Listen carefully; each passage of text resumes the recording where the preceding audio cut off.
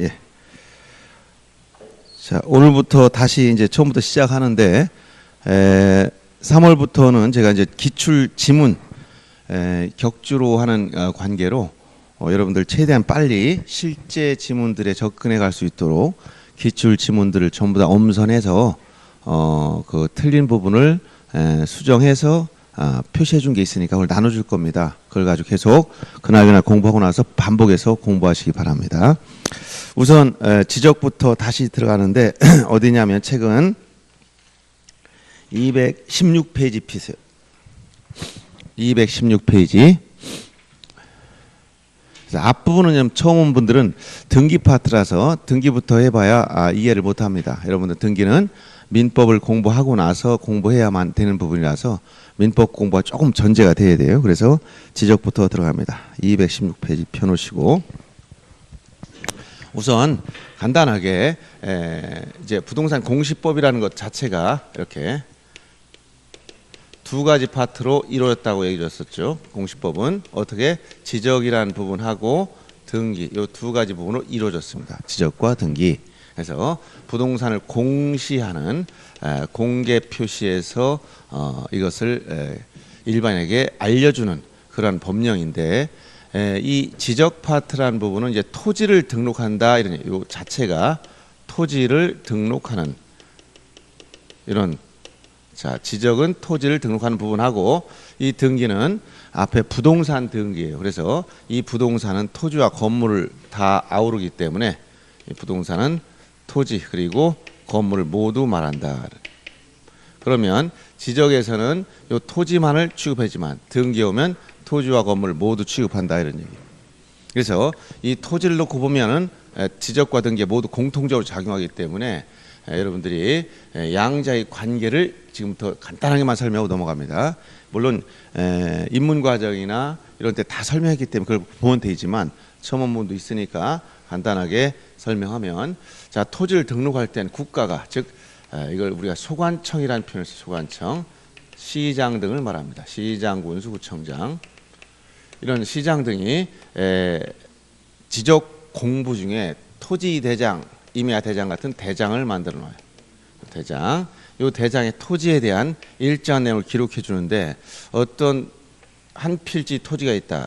토지를 세는 기본 단위는 이 필지라고 합니다. 필지. 자, 토지를 기본적으로 세는 기본 단위를 필지라고 하는데 한 필지 토지가 있을 때 이 토지에 관한 정보를 먼저 대장에 기록할 때 물리적인 현황, 즉 소재, 지번, 지목, 면적 이런 물리적 현황을 사실관계, 이건 팩트라고 합니다. 사실관계, 이런 사실관계적 측면과 이 토지에 대해서 권리자, 즉 소유권자가 누구냐 이런 권리관계를 먼저 조사해서 이것을 대장에 먼저 등록한다, 선등록한다 이렇게 표현해. 먼저 여기다 등록 한번 해야 돼요. 그리고 등록 후 무슨 절차가 또 따라오냐면 공시하는 방법이 이렇게 두 번씩 지적에서 한번 공시하고 등기에서 한번 공시하는 이원적 공시 방법을 취하고 있어요. 그래서 자 법원 사법부 소속의 말단기관인 등기소에 가면 이 등기소라는 곳은 법원의 말단기관이에요. 법원이 맨 밑에 가면 등기소가 붙어 있습니다. 이 등기소에 가면 등기부라는 장부가 있어요. 토지 등기부 이런 등기부. 요 등기부 물론 다 전산화가 됐습니다. 요 등기부에도 표지부에 사실관계인 토지 표시를 기록해주고 갑구나 을구라는 곳에 권리관계를 기록해줍니다. 등기부에 이런 내용을 기록할 때 우리가 이것을 등기다라고 표현해. 그래서 선등록 후 등기 절차로 진행된다. 이렇게 등록 절차가 한 번 있고 등록 절차 그다음에 등기 절차가 한 번 더 있다. 그래서 이렇게 두 번씩 공시하는 걸 이원적 공시 방법이다. 이렇게 이원적 공시 방법. 공시 방법이 이원화됐다. 이렇게 얘기합니다. 그래서 여기 등록한 절차를 규정하는 거 이게 지적이에요. 이 부분이 지적. 물론 요거를 토지를 등록한 관련된 법령은 공간정보의 구축 및 관리 등이라는 법률 이렇게 명칭은 있지만 이해하기 쉽게 하면 지적법입니다. 그 다음에 요 등기한 절차 요걸 규정하는 법이 부동산 등기법이에요. 그래서 이렇게 지적에 관련된 법령, 등기하는 법령은 절차를 규정하고 있는데 등록 절차와 등기 절차로 나눠져 있다.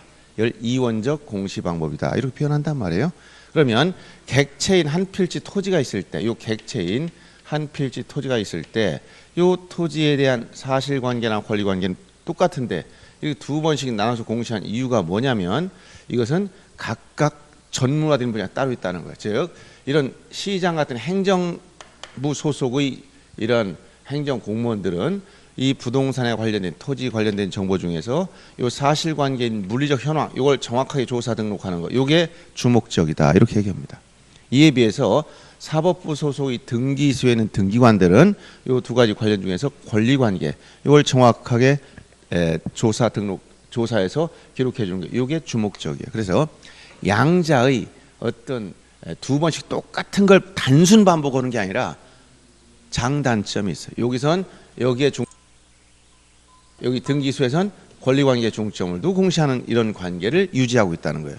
그 얘기는 자 사실관계는 대장이 더 상세하고 내용이 정확합니다. 권리관계는 등기부가 훨씬 상세하고 정확합니다. 알았어요?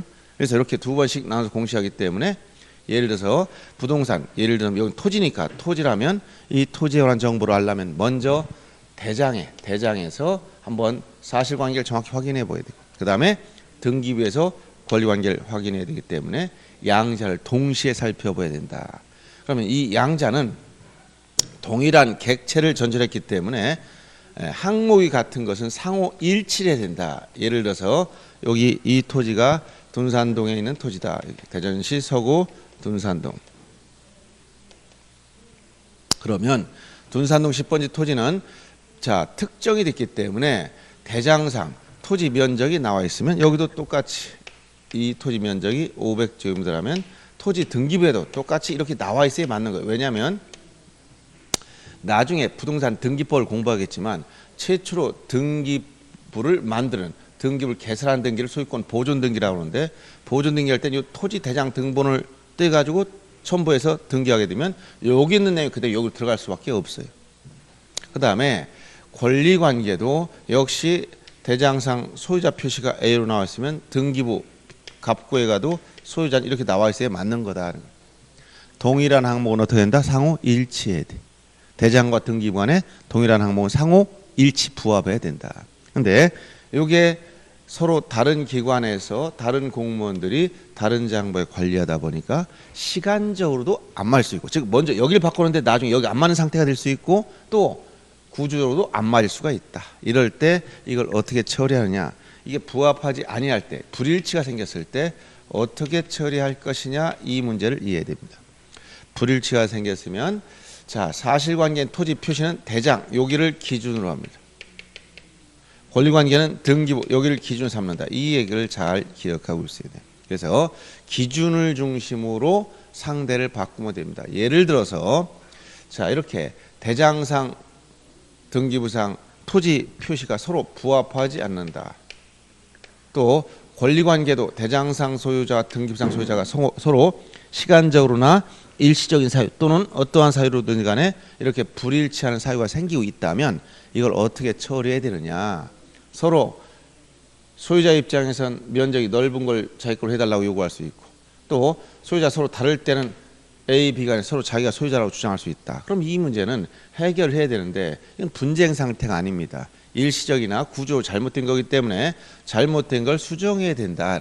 그래서 이 토지 표신 사실관계는 대장이 기준이므로 넓은 게 아무리 자기가 원해도 이걸 할 수가 없어. 기준이 여기기 때문에 500제곱미터 기준입니다. 그러면 이 등기부상 550 이거 잘못됐다는 거예요. 그럼 이 잘못된 거 어떻게 하냐? 기준을 중심으로 잘못된 걸 바꾸어야 돼. 바꾸는 걸 뭐라고 하냐면 여기는 부동산 표시이므로 부동산 표시를 바꾸어 줍니다. 변경하는데 어디를 바꾼 거냐? 등기부를 바꿨어. 등기부 바꿀 때 용어를 변경 등기한다. 이렇게 했어요. 변경 등기를 통해서 이것을 이렇게 바꾸어 줌으로써 이걸 다시 일치시켜 주면 된다. 이런 얘기. 아시겠어요? 사실관계 토지 표시가 안 맞으면 대장을 기준으로 등기부 표제부를 바꿔버립니다. 그 다음 권리관계가 서로 일치하지 않고 있다. 그럼 이걸 어떻게 하느냐? 기준이 등기부다. 이것은 등기부 이쪽이 기준이다 보니까 등기부로 상대를 바꿔버려. 여기를 상대를 등기부에 맞춰서 이렇게 바꿔줍니다. 이것은 무엇을 바꿨느냐? 소유자 표시를 바꿨죠. 그래서 소유자 표시를 변경하면 되는데 소유자 표시를 변경을 할 때 대장에 쓸 땐 용어를 반드시 등록이라는 말을 쓰는 거예요. 그래서 소유자 표시를 뭐 했다? 변경, 등록을 통해서 바꿔줬다. 그래서 이걸 다시 일치시켜주면 이런 불일치 문제는 다 정리가 된다 이런 얘기예요. 이렇게 양자가 상호 불일치할 때 이걸 어떻게 정리할 것이냐, 이 원리를 터득해야 된다는 거예요. 자, 다시 한번 부동산 표시인 사실관계는 대장 기준으로 등기부를 바꿔서 일치시키면 되고, 권리관계는 등기부를 기준으로 해서 대장을 바꿔서 일치시키면 이런 문제는 해결이 다 된다 이런 얘기. 근데 문제는 그럼 이렇게 일치시켰으면 이게 꾸준히 영원히 고정 불변이 있느냐? 그렇지는 않다는 거예요. 끊임없이 바뀐다는 거예요. 즉, 이 면적도 바뀌어. 어떻게 토지 소유자가 토지를 잘랐다? 분할하면 바뀌는 거예요. 즉, 기준도 바뀐다는 거예요. 즉, 소유자도 이게 소유자가 영원히 그걸 가지고 있으라 이런 얘기가 없어. 그러면 A가 이걸 팔았어. 사적 자치 원칙에 따라 거래할 수 있어요. 그래서 소유권을 넘기면 소유권 이전 등기하면 소유자가 바뀐단 말이에요. 즉, 토지 표시도 고정된 게 아니라 바뀔 수 있는 것이고, 그 다음 자, 소유자도 변동이 계속 생긴단 말이에요. 그러면 변동이 생길 때는 어떻게 하느냐? 기준부터 바꿔야 되는 거예요. 자, 기준부터. 즉, 토지를 분할했다. 예를 들어서 토지를 잘랐다. 토지를 분할. 이건 이제 나중에 지적의 토지 이동이라고 할 겁니다. 분할하면 반으로 딱 잘랐어. 그러면 자르면 요 10의 1번이 떨어져 나오고 10번진 측량을 해서 면적 산점은 250 바뀌었어. 그럼 기준이 바뀌었으니까 기준부터 바꿔야 돼. 요거 기준이 바뀌었다. 기준을 자, 토지 분할 통해서 이걸 이제 뭐라고 하냐면 이 분할이 있기 때문에 이에 따라 지적 공부를 정리한다고 그래요. 분할 절차를 통해서. 그럼 지적 공부 면적이 250제곱미터로 바뀌었다면 여기를 바꿔주는 거예요. 그럼 바꿔주면 등기부 곧바로 안 맞게 되는 거예요. 왜냐하면 이원적 공시 방법을 쓰고 있기 때문에. 그래서 분할에 따라 대장, 지적 공부를 정리하게 되면 곧바로 등기부 표제부도 국가 정리해 줘야 돼. 그래서 이걸 국가 등기해 줍니다. 이걸 등기 촉탁이다. 그래서 등기 촉탁을 통해서 등기 표제부도 이렇게 바꿔줘서 다시 불일치가 생기지 않도록 막아주는 거예요. 그 다음에 권리관계, 소유자가 바뀐다면 소유자는 어디서부터 바꾸느냐? 권리 변동이 생기면 개인 사적 자치 원칙에 따라 자, 물권 변동이 생기려면 민법 186조에 따르면 법률 행위로나 물권의 득실 변경 이렇게 매매를 했다. 대금을 다 지급하고 토지를 인도받았어도 소유권이 안 바뀌었어요. 소유자가 바뀌려면 등기부에서 이전 등기 해줘야 돼. 이전 등기 하려면 등기소에 가서 소유권 이전 등기 신청하면 등기관이 서류 심사해서 이상이 없으면 등기부에 소유자를 바꿔서 기록해 줍니다. 그러면 이렇게 등기를 마치면 접수한 날에 바뀐다라고 등기법에 규정하고 있어. 그럼 소유자 바뀌었다면 등기부는 비록 바뀌었는데 대장은 여전히 A가 됐기 때문에 이걸 어떻게 해야 되느냐? 여기에 맞게 이쪽을 바꿔줘야 돼. 그래서 등기 끝나면 지체 없이 등기가 끝났다고 알려주게 돼 있어요. 이렇게 등기 완료 통지. 등기가 끝났습니다라고 알려주면 소관청, 지적 소관청에서는 시장 등은 소유자를 다시 등기에 맞게 변경 등록해서 불일치가 생기지 않도록 만들어주고 있다. 이렇게 우리가 공시 방법이 지적이라는 부분하고 등기라는 부분이 두 가지로 나눠져서 이원적 공시 방법을 쓰고 있지만 어느 한쪽을 바꾸면 반드시 다른 쪽을 바꾸는 절차가 마련되어 있기 때문에 이 두 가지 부분은 아주 밀접하게 연결되어 있어서 따로 떼놓을 수가 없어. 그래서 이 두 개를 묶어서 우리가 공시법이다라고 해서 배우는 겁니다. 이 내용을 간단하게만 설명한 겁니다. 자, 216페이지 피시면 자, 216페이지. 자, 그러면 지적의 의 거기서부터 보는 겁니다. 지적. 그럼 여기서부터 여러분들은 지적이란 무엇이냐? 간단하게 이거는 시험에 안 나옵니다. 그러니까 여러분들이 지적하면 그냥 가볍게만 알아두면 됩니다. 가볍게. 어떻게 가볍게 알아두느냐? 지적이 뭐냐 물으면 누가 물으면 대답할 정도. 대답할 정도. 여러분이 많이 추운 것 같아요. 오늘 날씨 쌀쌀하죠? 예. 눈도 얼음까지 얼었어. 3월 초에. 그래서 한겨울 같은 느낌이 들어요. 지적이란 토지를 그냥 등록하는 거예요. 토지를 등록한다. 말 그대로 이게 토지 등록이니까 토지를 등록한다. 이것이 어려우면 그냥 토지의 호적이다. 이렇게 얘기하면 돼요. 이게 등록할 적, 호적할 때 적자예요.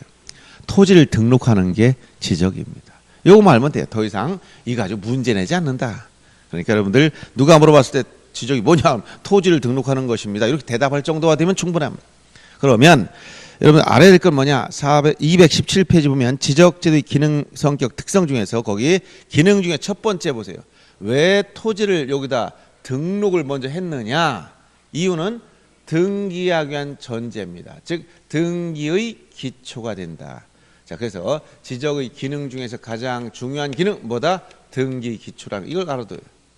등기 기초가 된다. 요 말을 이해를 잘해야 돼. 등기하기 위한 기초야. 등기를 하려면 반드시 대장이 만들어져 있어야 돼. 왜냐하면 부동산 등기법상 65조에 가면 소유권 보존 등기하려면 첫째가 대장상 최초의 소유자 등록되어 있음을 증명하는 자, 그 상속인이나 포괄 승계인이 할 수 있기 때문에 이 얘기는 뭐냐? 대장 등본을 첨부해서 보존 등기 신청해야 된다는 얘기예요. 그 얘기는 토지 대장, 임야 대장이 만들어져 있어야 등기를 할 수 있다는 얘기야. 그래서 이것이 지적이 가장 중요한 기능 중에 요게 뭐라고? 등기를 위한 기초가 된다. 요걸 알아두면 됩니다. 등기를 하기 위해서는 반드시 뭐 해야 된다? 토지를 등록해 놔야 돼요. 이것을 알아두면 되겠습니다. 그 다음 넘어가고, 자, 지적제도 유형이나 이런 것들은 크게 중요하진 않지만 발전 과정에 따라서, 즉 역사적인 변천 과정에 따라서 거기 세지적, 법지적, 다목적 지적 순으로 발전했다. 즉 분류할 때 여러 가지 기준이 나오는데 이건 개념 정도만 알아두면 됩니다. 거기 보면 첫째 발전 과정, 즉 역사적 변천 과정에 따라서 요 발전 과정별로 보니까 어떻게 처음에 토지를 등록하는 것은 세지적에서 출발했다. 요 세지적이라는 것은 자 세금을 부과할 목적으로 국가가 토지를 등록했다. 이 얘기는 자 세지적에서는 면적이 중요한 거예요. 면적이 넓으면 세금을 많이 부과하고 면적이 적으면 적게 부과한다 이런 얘기. 그리고 요 단계를 지나면 자 최초로 국가가 세금을 부과할 목적으로 토지를 등록하기 시작했는데 그러다 보니까 이제 나중에 이제 처음에는 토지를 개인적 소유권 인정하지 않다가 이게 조금 발달되다 보면 개인 소유권 인정되기 시작합니다. 그러면 이때 개인의 소유권 개념이 등장하면서 나타난 것을 우리가 법지적이다 이렇게 표현해. 법지적. 이 법지적이라는 개념은 자 법적 개념을 중시하는데 어떤 개념이냐? 소유권이 누구에게 속하느냐 이게 중요하단 말이죠. 그래서 다른 말로 소유지적이라고도 표현해. 법지적 내지 소유지적. 이 법지적 내지 소유지적에서는 무엇이 제일 중요한 요소로 작용하냐면 자기 토지 경계, 즉 소유권이 미치는 범위인 경계가 어디까지냐, 즉 경계의 위치, 요 경계의 위치가 어디까지냐 중요하다. 이것을 그래서 위치 본위로 운영되는 지적이다라고 하고 우리나라는 여전히 법지적 상태에 있다 이렇게 얘기합니다. 이 상태에서 선진국에서는 단순히 개인의 소유권의 한계나 밝히고 토지 면적 요거를 토대로 세금이나 부과하는 것에 그치지 않고 국가는 그런 특정한 하나의 목적만 가지고 이용하지 않는다. 다목적 지적, 토지에 대한 종합 정보를 등록해서 이걸 계획적으로 관리하는 게 목적이기 때문에 다목적 지적으로 발전해 가더라. 선진국에서. 그래서 이 다목적 지적은 다른 말로 거기 종합 지적, 경제 지적, 유사 지적, 통합 지적 이런 표현을 쓰는 거예요. 이렇게 역사적으로 발전이 돼 가고 있다. 일부 선진국에서. 그래서 우리는 여기서 법적 상태에 있더라. 요거만 알면 되는 거예요. 그 다음에 경계 표시 방법에 따라 219페이지에 오면은 뭐가 나와요? 도해 지적. 즉 경계를 어떻게 표시했느냐. 이 경계, 토지 경계 표시 방법. 이 방법을 놓고 봤을 때 그림으로 그렸다. 이것을 도해 지적. 일반 지적도나 임야도 같은 것은 자 시각적으로 알아보기 쉽게 그림으로 해서 이걸 도해 지적이라고. 도시개발 사업을 하는 경우는 경계점 좌표값으로 등록했다. 이걸 수치 지적 내지는 경계점 좌표 지적 이렇게 표현합니다. 그래서 이 두 가지 경계 표시 방법이 있는데 좌표값으로 표시하는 방법, 그림으로 그리는 방법. 그런데 우린 둘 다 채택하되 이 도해 지적을 전국적으로 다 채택하고 이 수치 지적은 일부 지역에서만 보완한다. 일부 지역이 어디냐? 도시개발 사업을 한 지역. 그래서 이 두 가지를 채택하되 도해 지적을 기본으로 하면서 수치 지적으로 이를 보완하고 있다. 이렇게 얘기합니다. 그 다음에 등록 차원에 따를 때 우리가 등록 차원 이것은 2차원 지적 이렇게 2차원 지적 그다음에 3차원 지적. 요까지는 이제 어느 정도 말이 되고 4차원이라는 건 아직 개념은 정립 안 됐어요.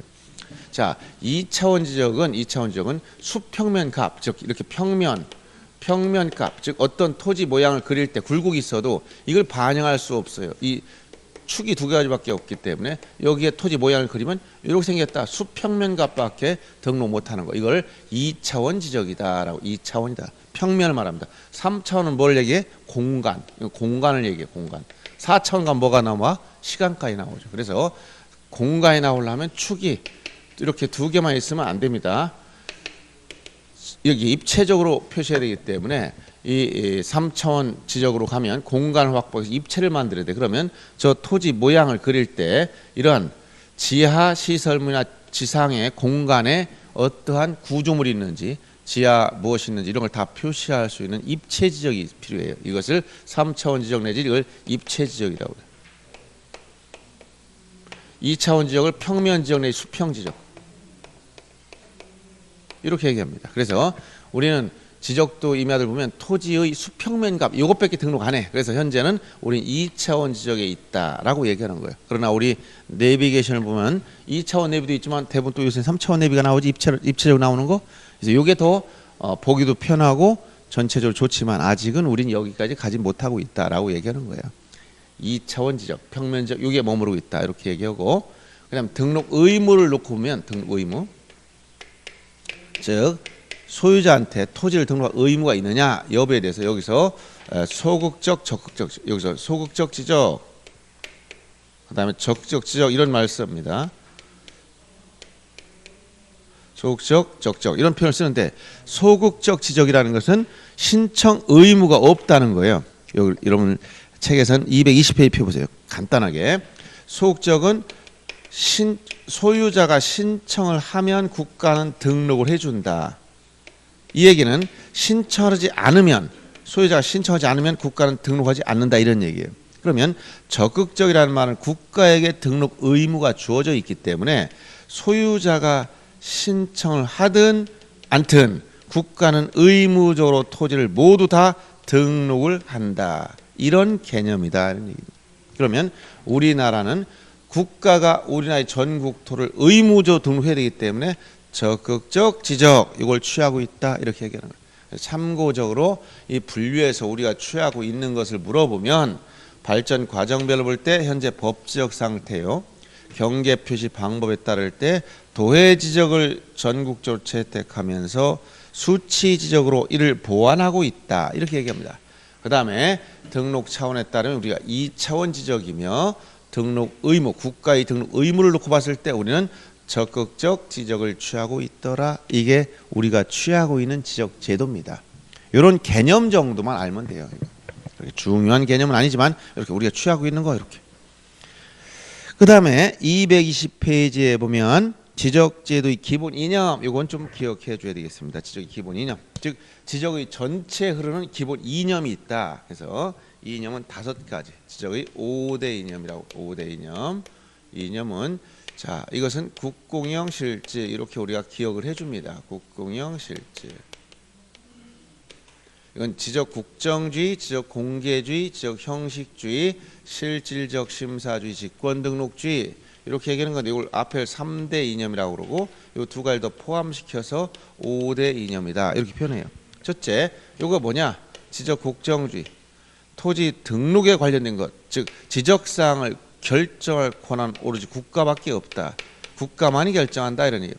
민정주의가 아니라 민정주의가 아니고 지적사항은 우리 민정주의라는 것은 국민들이 스스로 결정하는 게 아니고 국가만이 토지 표시를 결정할 권한을 갖는다. 이걸 지적 국정주의 이념 이렇게 얘기한다. 그다음에 이거 공개주의. 자, 지적 공개주의라는 것은 국가가 왜 토지를 다 필지별로 조사해 등록해 주느냐? 이것은 그 정보를 알고자 하는 사람한테 누구나 알려주려고 이걸 지적 공개주의. 자, 공개주의 어떻게 공개하느냐? 열람 청구나 등본 청구, 자료 복사, 도면 복사 이거 다 됩니다. 전산 자료 이용 절차라든가 또는 경계보건 측량 이런 것도 주의해서 알아두죠. 공개주의, 즉 비밀주의가 아니다. 국가가 몰래 이런 토지 정보 혼자만 알겠다 이런 게 아니다. 공개주의. 특히 여기서 경계보건 측량 같은 것을 잘 알아두라. 측량 중에서 요 경계보건 측량은 지적 공개주의 이념을 실현시켜준 제도입니다. 경계보건 측량. 그 다음에 요 지적 형식주의 말이 좀 어려운 말이죠. 지적 형식주의라는 거, 지적 형식주의 내지는 지적 등록주의라고도 표현해. 지적 형식주의, 지적 등록주의. 토지 표시는 지적 공부의 등록이라는 형식을 갖췄을 때 비로소 창설적 효력을 발생한다. 이것은 지적 실질주의가 아니고 지적 형식주의다, 이런 말 썼습니다. 그래서 이건 참고로 등기와 구별의 등기와 구별을 해야 된다. 등기에서의 형식주의는 무슨 얘기냐? 등기에서 형식주의는 자, 물권 변동이 되기 위해서는 자, 등기를 갖춰야 된다. 즉 공시 방법인 등기를 구비했을 때 물권 변동의 효력이 발생한다. 즉 이걸 다른 말로 독법주의, 우리가 배운 게 독일법을 개수했다 했지.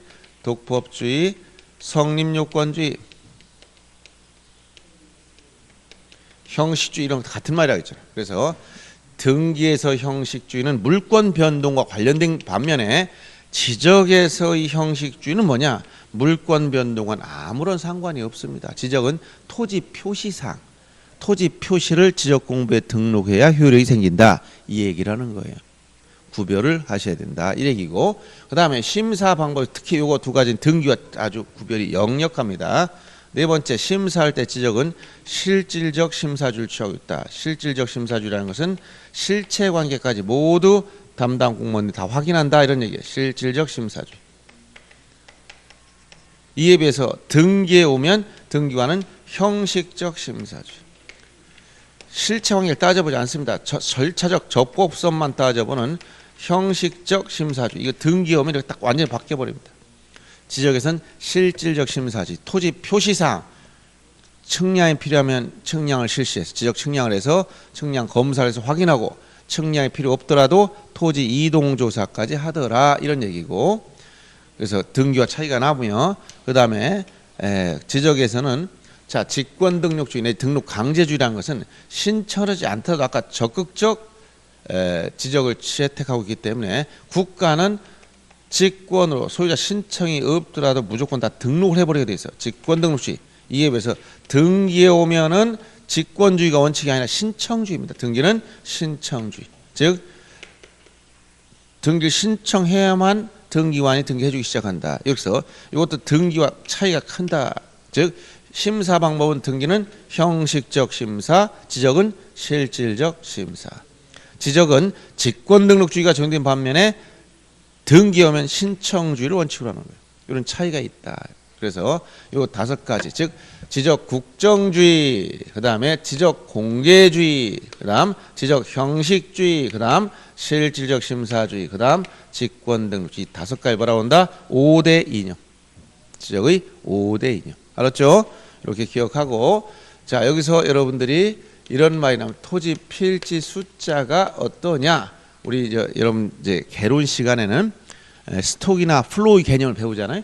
일정 기간을 놓고 변동이 생기지만 일정 시점에서 보면 딱 정해진 게 있는데, 자, 토지 필지 숫자를 자, 일정 시점에서 봤을 때 지적 공부에 등록이 된 토지 필지 숫자와 여기 요 대장, 지적 공부 대장, 여기에 등록된 토지 필지 숫자와 등기소에 갔더니 등기부에 요 등기된 토지 필지 숫자가, 자, 필지 숫자가 딱 맞으면 좋은데, 요게 정확하게 부합하면 좋은데, 이건 안 맞는다는 거. 항상 안 맞아요.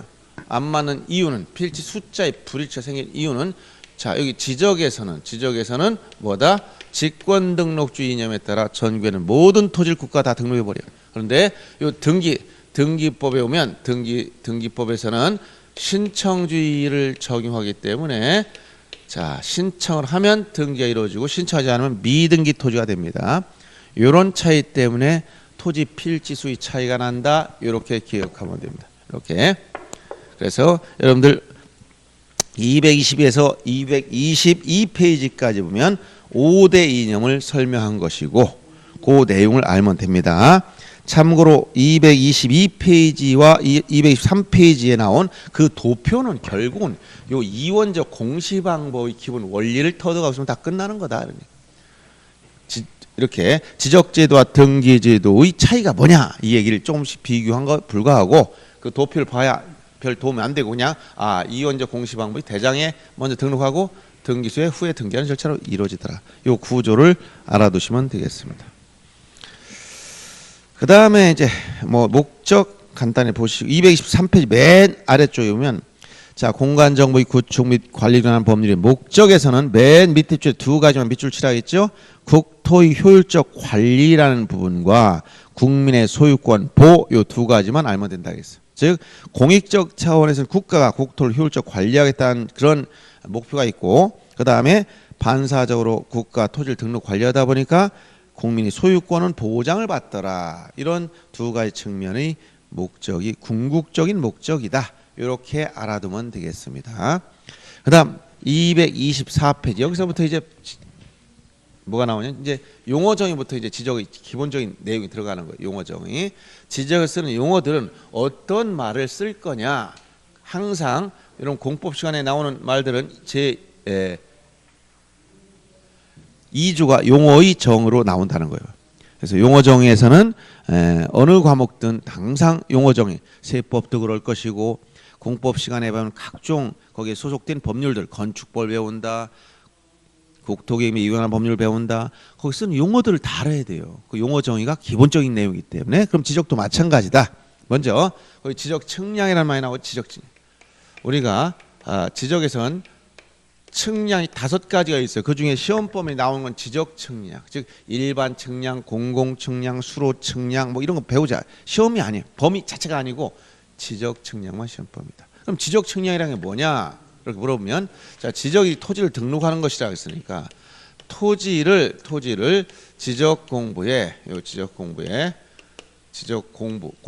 여기다 토지를 등록하려면 이 토지 표시사항 중 자 토지의 경계나 좌표나 면적 요 세 가지 요소는 이것은 재보지 않고는 알 수가 없는 거예요. 그래서 토지를 먼저 지적 공부에 등록을 하려면 이 내용을 모르니까 재봐야 되겠고 한번 등록된 경계나 좌표를 땅 위에 표시하려면 복원시킬 때도 역시 재봐야 알겠다. 그래서 지적 측량이란 이렇게 두 가지 측면의 정보를 가지고 있어요. 토지를 지적 공부에 등록하거나 이미 등록이 된 경계나 좌표를 지상에 복원시킬 목적으로 요 각 필지의 경계, 좌표, 면적을 정하는 측량을 지적 측량이라고 하고 용어 정의에서 여기에 지적 확정 측량, 도시개발 사업을 하고 실시하는 지적 확정 측량 그리고 지적 재주사 측량 이걸 포함한다.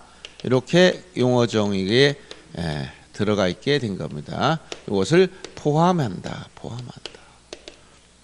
그래서 지적 측량의 개념이 나오면 이런 토지를 지적공부에 등록한다는 말, 그다음에 등록된 경계점을 지상에 복원시킨다는 표현이 나와야 되고, 그리고 지적 확정 측량과 재주사 측량을 포함한다 이렇게 알아두면 되겠습니다. 그다음 지적 확정 측량이라는 말이 나오면 이거 세트 메뉴 같이 알아두라는 거 있죠? 세트 메뉴. 그래서 지적 처음부터 끝까지 따라다니는 게 뭐냐? 도시개발 사업 등을 실시했다 이 말이 나오면 자 도시개발 사업 등 실시 그다음에 경위 측량 방법에서 지적 확정 측량 거기 지적 확정 측량 그러면 반드시 지적 공부 중에 경계점 좌표 등록부 작성 비치 요 세 가지를 앞으로는 세트 메뉴다 같이 따라다니는 말이에요. 처음부터까지 항상 같이 따라와. 어떤 거? 도시개발 사업 등 실시, 지적 확정 측량, 경계점 좌표 등록부, 작성 비치 요 세 가지는 항상 같이 따라다니는 말이에요. 따라다닌다. 하나만 나면 다른 거 다 자동이에요. 자동. 경계점 좌표 등록부 작성했다. 그럼 도시개발 사업 등을 했네. 그럼 지적 확정 측량했구나. 그럼 당연히 만들어지는 거예요. 그래서 세트 메뉴를 꼭 기억해 줘야 됩니다. 하나씩 떨어지는 게 아니라 도시개발 사업 등 실시, 지적 확정 측량, 경계점 좌표 등부 작성 비치 같이 알아두시면 되겠습니다. 그 다음 5번에 지적 소관청 원래 토지 업무는 국가가 해야 되는데 여기서 지적 소관청이란 건 뭐냐? 소관청이란 이것은 시장, 군수, 구청장을 말한다. 시장, 군수, 구청장을 말한다. 원래 토지 등을 국가를 대표해서 국토교통부 장관이 해야 되는 건데 이걸 시장군수청한테 위임한 거예요. 위임. 국가 업무를 위임했다. 기관 위임. 위임해서 시장군수청장이 누구냐? 토지 등록 업무를 담당하는. 이걸 왜 이렇게 자꾸 떨어지지? 힘이 없나? 자, 국가가 해야 될 토지 등록 업무를 맡아서 처리해주는 시장군수청장을 뭐라고 한다고? 지적소관청. 자, 지적소관청이란 누구라고요? 시장군수 구청장을 말하는데 이때 시장군수청장은 지방자치단체장이 아닙니다. 국가 사무를 처리해주는 국가기관으로서의 시장군수청장을 말한다. 자, 뭐라고요? 국가기관으로서의 시장군수청장을 말하는 겁니다. 그래서 이때 시장의 개념을 잘해야 돼. 시장이 누구냐? 거기 조문이 굉장히 복잡하게 나왔죠. 이 시장이란 밑에 이 하부구주에 구가 없는 시장만 말해. 구가 없는 시. 그다음에 이 구청장은 자치구청장이든 행정구청장이든 구청장이 있으면 무조건 구청장이 소관청이 되는 거예요. 알았어요? 그래서 시장군수청장이 소관청이다 이렇게 물어봤을 때 세종특별자치시장은 소관청일까요? 여기 가까이 있으니까 대전에서 옆에 세종시에 구가 있어 없어? 없는 거 알지? 그럼 세종특별자치시장은 지적 소관청. 그러면 대전시장은 소관청입니까? 여기 대전시장 구가 있으니까 소관이 될 수가 없지? 밑에 구가 있으면 안 된단 말이에요. 그럼 공주시장은 소관청입니까? 예? 네. 여기 그다음에 예산군수는 소관청입니까? 예. 그럼 여기 서구청장은 소관청입니까? 그러면 천안시장은 소관청입니까? 그러면 천안에는 행정구청장이 있는데 천안 서북구청장은 소관청입니까? 구청장 임명받았다. 그럼 시장 중에 제주시장은 소관청입니까? 제주시장? 제주시장. 응? 지금 얘기해보니까 지금 보세요. 제주시장 여기 시장이라고 붙어있어 안 붙어있어? 그럼 제주시에 구가 있어 없어? 제주시에 구가 있어 없어?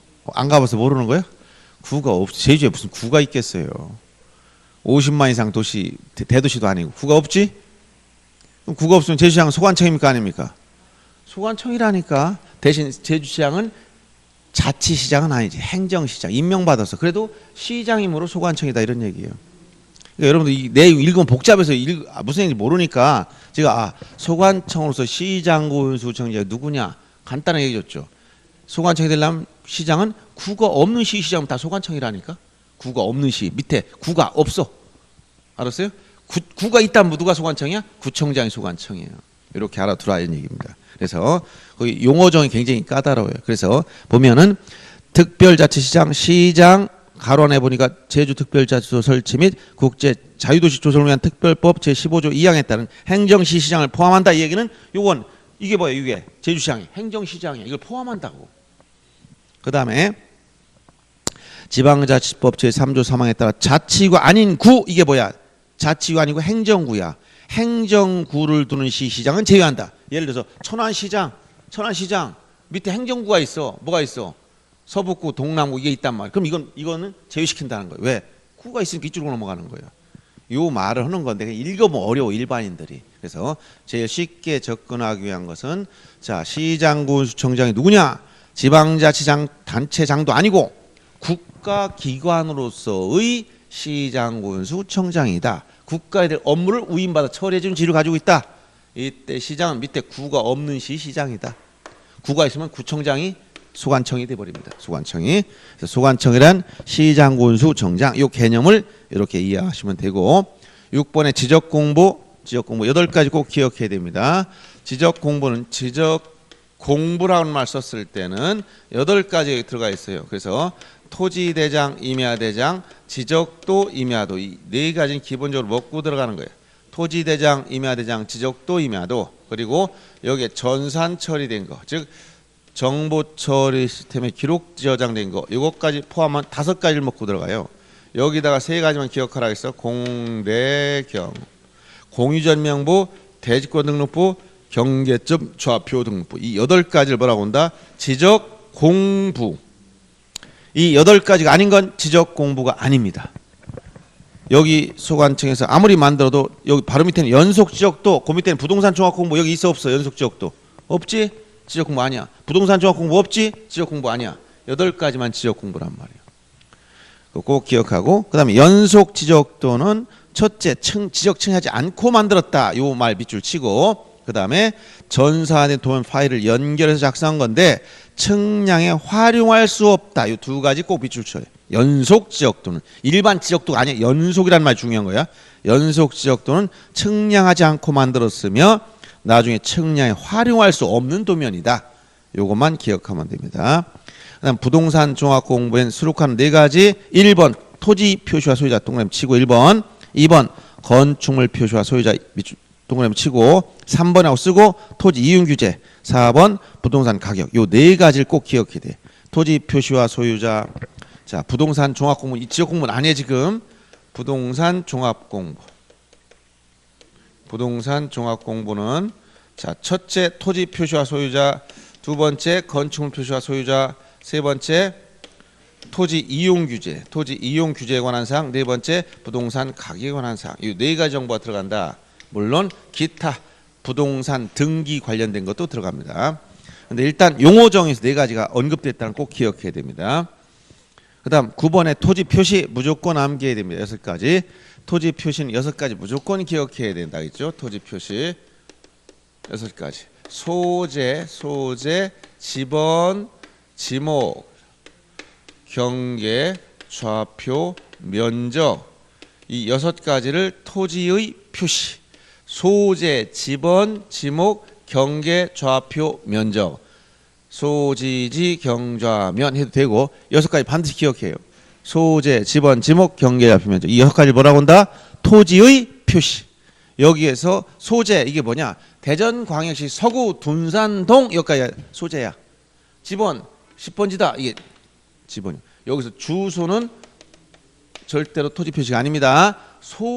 지번만이 토지 표시. 주소는 토지 표시가 될 수 없다는 거. 지목은 토지 주된 용도에 따라 주된 용도, 토지의 주된 용도를 가지고 구분해 등록하는데, 즉 용도 지목조를 취하고 있다는 거예요. 뭐 건물 지을 수 있는 땅이냐, 주차장이냐, 주요소용지냐, 이런 등등 이런 것들 다 지목이라고 그래. 경계는 경계점과 직선 연결한 선이다. 이건 도면호에서 도면호에 직선을 연결한 선. 좌표값은 평면, 직각, 종이, 선, 수치라고 쓰다 지금은 용어적에서 나오진 않았습니다만 시험범에서 물어보진 않아요. 면적은 수평면상 넓이, 아까 2차원 지정이라고 했지. 수평면의 넓이, 이것이 면적. 수평면 넓이, 이거 면적. 그래서 6가지 소재, 지번, 지목, 경계, 좌표, 면적. 반드시 뭐라고 한다? 이걸 토지의 표시 몇 가지? 6가지. 토지 표시 몇 가지? 6가지. 꼭 기억할 것. 소재, 지번, 지목, 경계, 좌표, 면적. 어려운 건 아니에요. 토지 표시가 몇 가지 있다고? 6가지. 아시겠죠? 다음 중 토지 표시가 아닌 걸 찾아라면 곤란해야 돼. 그런 것도 나옵니까? 그렇게 돼요, 지적은. 그러니까 여러분들이 지적은 어려워서 틀리는 게 아니라 생소하기 때문에 약간 처음에 접근하기만 어려울 뿐이에요. 그 다음 225페이지에 보면 12번 지번 부여 지역. 중요한 겁니다. 지번을 부여한 단위 지역이다. 밑줄 치고 동리 밑줄 쳐. 동이나리 이에 준한 지역. 지번 부여 지역은 동이나리 이에 준한 지역을 말한다. 자, 그래서 지번 부여 지역이라고 했을 때 지번을 부여하는 단위 지역인데 이것이 어디냐? 동이나리를 기준하는데 이때 동리는 법정동을 말하는, 행정동이 아니라 법정동. 행정상 나누는 게 아니야. 법정동을 말한다. 그 다음에 아까 지목은 주된 용도만 밑줄 치면 되고요. 경계점과 경계 14번, 15번 경계점과 경계. 어떤 토지 모양이 있을 때 이렇게 도면에 그리면 2차원 지적이므로 얘를 일정 비율로 줄여서 그립니다. 이런 걸 축척이라고 그래요. 축척. 일정 비율 줄이면 토지의 경계점 위치를 잡아서 연결하면 이런 토지가 나와. 이걸 한 필지라고 하는데 이렇게 경계점 간을 직선 연결한 선, 요 노란 선을 경계라고 그러고 경계 한 번씩 꺾인 점들 굴곡점이 있어요. 이렇게 네 가지 굴곡점이 있지. 이걸 경계점이라고 그래. 경계점. 경계점은 경계 꺾인 점들. 그래서 거기 보면 경계점 하면 선의 굴곡점이다. 이렇게 지적도 임야도에는 도회 형태 그림으로 그렸다. 경계점 좌표 등록된 좌표 형태 이렇게. 자, 굴곡점, 도회 형태, 좌표 형태 이 세 가지 밑줄 쳐놓기 바랍니다. 경계란 경계점들 직선 연결한 선, 선에다 밑줄 치 선. 어디에 있는 이 선은 도면 위에 있어. 이 선. 요 선이 경계선. 땅 위에는 뚝이나 담장이 경계 아니고 요 선이 경계인데 이 선은 어디에 있느냐? 도면 위에 있지. 땅 위에 있지 않아. 지상에 있는 게 아니다. 도면 위에 있다. 면적, 수평면상 넓이 밑줄만 치면 되고 토지 이동 별표 꼭 해놓고 반드시 기억해야 되죠. 토지 이동. 아까 토지 표시도 반드시 기억하라 했어요. 토지 이동은 토지 표시를 새로이 정하거나 변경 말소하는 거. 토지 이동이라는 말 지적에서밖에 안 씁니다. 일반적으로 사회적으로 쓰는 용어가 아닙니다. 토지 이동, 즉 토지를 이용이라는 말씀은 무조건 정답입니다. 토지 이동이라는 말밖에 안 써. 지적에서 지적 문제 보는데 토지 이용이라는 단어 나와서 무조건 틀리는 거예요. 토지 이동. 토지 이동이란 토지 표시를 아까 토지 표시가 몇 가지 있다고? 6가지. 소재, 지번, 지목, 경계, 좌표, 면적 이것을 새로이 정하거나 변경하거나 말소하는 것. 요 세 가지 요소를 다 언급해 줘야 됩니다. 토지 표시를 새로이 정하거나 변경하거나 말소하는 것. 이걸 뭐라고 한다? 토지의 이동이다. 이렇게 표현하는 거예요. 그 다음에 토지 이동 사유 중에서 여기 새로이 정하는 이게 신규 등록. 바다를 막아서 없던 땅이 처음으로 생겼다. 이거 신규 등록. 특별히 문제되지 않습니다. 그 다음에 변경하는 쪽에 해당되는 것 중에 이제 등록 전환이 중요하죠. 등록 전환이 무엇이냐? 이렇게 나오면 이 등록 전환 반드시 순서가 이렇게 가요. 임토, 임야대장, 임야도에 등록된 토지를 토지대장 지역도로 옮겨 등록한다. 이렇게 해야 되지. 거꾸로 말하는 순간 무조건 틀립니다. 임토, 즉 임야대장, 임야도에서 토지대장 지역도로 옮겨 등록하는 걸 말한다. 이 얘기고. 그다음 분할은 간단하게 분할은 한 필지를 두 필지 이상 나눠 등록하는 거. 또 합병은 거꾸로 두 필지 이상의 토지를 한 필지로 합하여 등록하는 건데 특히 합병이 나오면 요 가로 열고 항상 지적 측량을 하지 않는다. 이 말을 꼭 기억해야 돼. 측량하지 않는다. 합병이 나오면 측량하지 않는다. 이 말을 꼭 기억해야 됩니다. 그 다음에 지목 변경은 바꾸어 등록하는 거예요. 지목 변경은 등록된 지목을 바꾸어서 등록한다. 바꾸어 등록하는 걸 지목 변경이라고 합니다. 그 다음에 축척 변경. 이 축척 변경은 이것도 중요한 내용이죠. 등록전처럼. 자, 축척을 바꾼다 보면 다 틀리고 반드시 이건 지적도에서 이름하여 지적도 이마이너 즉 임야도에서는 없다. 지적도에서 경계점이 정밀도를 높일 목적으로 반드시 순서가 작은 축척을 큰 축척 이렇게 작은 축척이 큰 축척으로 바뀌어야만 돼. 거꾸로 가면 다 틀려요. 작은 축척 큰 축척이라는 것은 예를 들어서 1000분의 1에서 500분의 1로 바꿨다. 이걸 작은 축척을 큰 축척으로 바꿨다고 얘기하는 거예요. 이렇게 얘기하는 걸 전부 다 뭐라고 한다? 축척 변경. 이렇게 개념을 정확하게 이해하고 있어야 되겠습니다. 자, 여기까지 해서 이제 용어 정의를 봤고요. 다음 페이지에 보면 226페이지 확인 문제 하나가 있죠. 기출 지문들이지만 한번 보시면 자, 틀린 걸 찾으라고 해서 1번 토지 표시 6가지 언급을 하고 있지. 소재, 지번, 지목, 면적, 경계, 좌표. 지번 부여 지역은 동리에 준한 지역이라 있고 법정도를 말한다고 했어요. 지목이란 토지 지형에 따라 분류한 게 아니라 주된 용도에 따라 나왔다 했지. 이렇게 살짝 바꿔놓는 겁니다. 그 3번이 틀렸고 4번이 경계점이란 굴곡점이란 단어 나왔죠. 그 뒤에 도해 형태, 좌표 형태 다 나와 있지. 그다음 토지 이동이란 토지 표시를 새로 정하거나 변경하거나 말소하는 것이다. 세 가지 다 언급했죠. 이렇게 찾아가면 돼요. 자, 여기까지 해서 기본적인 용어 정의 끝냈습니다. 좀 쉬었다가 이제 구체적으로 토지 등록상을 공부하기로 하죠.